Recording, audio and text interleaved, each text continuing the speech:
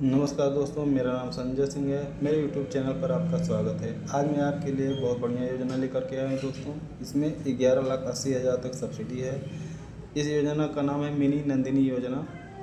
इसका आवेदन किस तरीके से करना है, उसका पूरा प्रोसीजर हम इस वीडियो में देखेंगे। तो सबसे पहले हम अपने कंप्यूटर का होम स्क्रीन खोल लेते हैं दोस्तों। यहाँ पर जो है हम उस साइट का लिंक पेस्ट करेंगे और जैसे ही इंटर करेंगे तो हमारे सामने कुछ इस प्रकार से एक पेज खुल करके आ जाएगा दोस्तों। इसका नाम मिनी नंदिनी कृषक समृद्धि योजना है। इस योजना का फॉर्म किस तरीके से भरना है, क्या क्या चीज़ें ज़रूरी होंगी, ये आपको पूरा इस वीडियो में देखने को मिलेगा दोस्तों। ये आप उत्तर प्रदेश के किसी भी ज़िले से हो, आप इस फॉर्म को भर सकते हैं।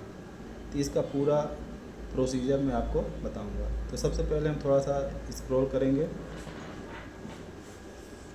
यहाँ पर लिखा है मिनी नंदिनी कृषक समृद्धि योजना। ये प्रदेश में उच्च उत्पादन क्षमता के गोवंश का संवर्धन के लिए है दोस्तों। और यह योजना जो है प्रदेश के समस्त जनपद में लागू है। आप कहीं के भी रहने वाले हैं, आप भर सकते हैं। इसमें जो है आपको 10 गाय की इकाई, जिसमें साहीवाल, गिर, थारपारकर प्रजाति की गाय जो होनी चाहिए दोस्तों। इस परियोजना की कुल लागत जो है 23,60,000 रुपये है और लगभग जिसका 50% यानी अधिकतम 11,80,000 रुपये का अनुदान आपको सरकार देगी। और ये भी 2 चरणों में देना है दोस्तों। ये जो आपको 50% सब्सिडी मिलेगी दोस्तों, वो 2 चरणों में मिलेगी। किस तरीके से मिलेगा उसको यहाँ पर नीचे हम आपको बताएंगे।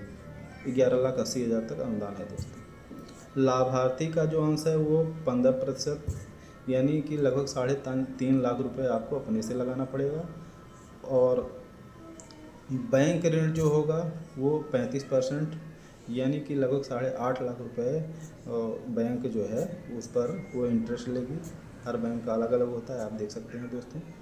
इसके अलावा अनुदान जो है वो 50% है, यानी कि आधा रकम आपको सरकार दे देगी। इसके अलावा सब्सिडी कैसे मिलेगी, किस तरीके से मिलेगी, उसके विषय में यहाँ देखिए नीचे लिखा है। आधारभूत संरचना तैयार करने के उपरांत प्रथम चरण का अनुदान जो है वो लगभग 25%, यानी कि आप जो है टीन सेट वगैरह जो हौज वगैरह सब तैयार कर लेंगे तब आपको 25% मिलेगा दोस्तों। और इसके अलावा जो शेष 25% है वो कब मिलेगा, तो नीचे आप देख सकते हैं। तो प्रथम चरण में इस तरीके से आपको 25% मिलेगा। द्वितीय चरण में गाय क्रय के उपरांत द्वितीय चरण का अनुदान लगभग 25%, यानी आप जब गाय खरीद लेंगे तब जो शेष 25% बचा रहेगा वो आपको सब्सिडी के रूप में मिल जाएगा दोस्तों। ये ध्यान देने वाली चीज़ें हैं। तो इस तरीके से 2 चरणों में जो है आपको पूरा सब्सिडी 50% मिलेगी। और इसमें कुछ शर्तें हैं दोस्तों, जैसे गाय जो है, गाय का क्रय होगा जो वो प्रदेश के बाहर से और यथासंभव ब्रीडिंग टेस्ट से किए जाएं, यानी कि अच्छी ब्रीड की गाय हो दोस्तों, जिससे आपका धंधा जो करेंगे वो भी चले। सरकार तो यही चाहती है। तो आपको ये ध्यान देना पड़ेगा, ये सारी चीज़ें जो शर्तें हैं वो आपको ध्यान देना पड़ेगा। इसके अलावा गोवंश का ईयर टैग और वो बीमा, यानी कि गाय का बीमा भी होगा और ईयर टैगिंग होगी, यानी कान में जो टैग लगते हैं वो लगेंगे और गाय का भी बीमा भी होगा दोस्तों।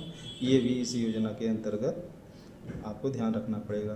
क्रय किए जाने वाली गाय प्रथम अथवा द्वितीय ब्यात की हो तथा ब्यात 45 दिन से अधिक ना हो, यानी कि जो गाय आप खरीदेंगे वो पहली या दूसरी, यानी कि पहला 1 या 2 बार बच्चे दे चुकी हो, उससे ज़्यादा नहीं दोस्तों। इसके अलावा जो अगर गाय ने बच्चा दिया है तो 45 दिन से अधिक का ना हो, ये आपको ध्यान रखना पड़ेगा।